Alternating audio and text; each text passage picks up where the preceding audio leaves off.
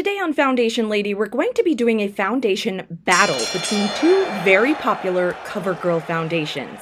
On the left side, I'll be testing out the CoverGirl Plus Olay Simply Ageless Cream Foundation in the shade 220 Creamy Natural.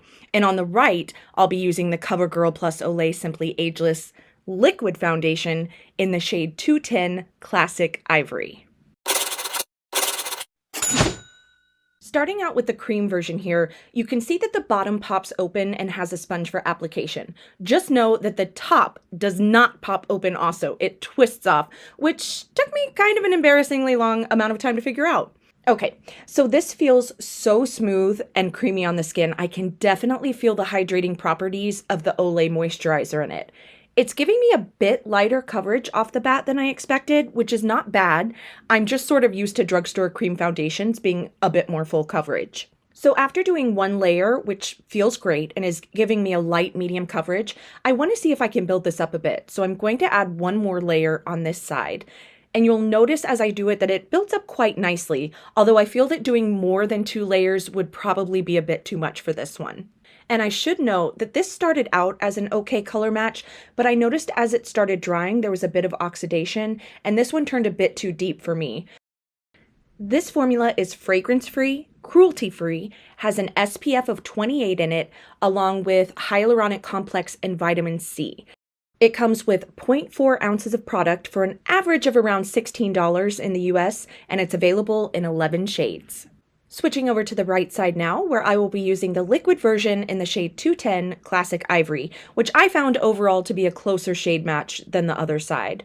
I was a little nervous when I first pumped it out because it seemed rather thick and creamy. It almost reminded me a bit of the Milani Conceal and Perfect foundation, which is a very full coverage formula. But as I started applying it, I noticed right away that it wasn't nearly as thick or full coverage as it seemed. Just like the cream foundation, it also felt very smooth and moisturizing, but not quite as moisturizing as the cream side.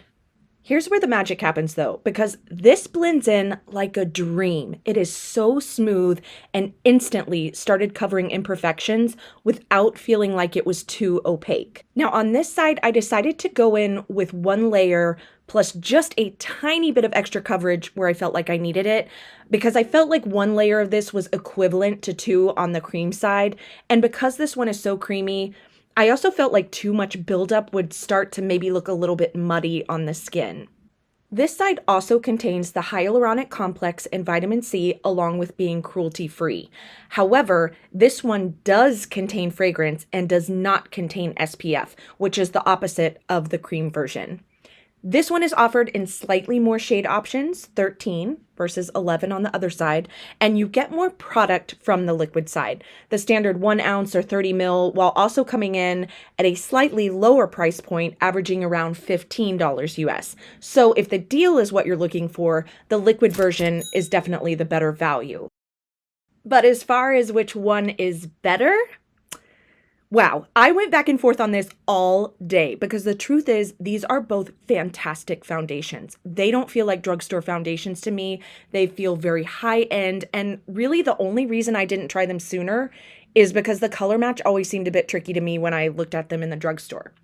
With that said, if you have normal to dry skin and or you like a lighter coverage, I think you might like the cream side better. If you have normal to oily and or you like a bit more coverage, I would suggest the liquid side, although I should be clear that I think any skin type could comfortably wear either one of these formulas. Also, if you're someone who likes an easy application or you don't have much time to apply in the morning and just want a quick foundation to slap on to even out your skin tone without being obvious, then I would go for the cream foundation.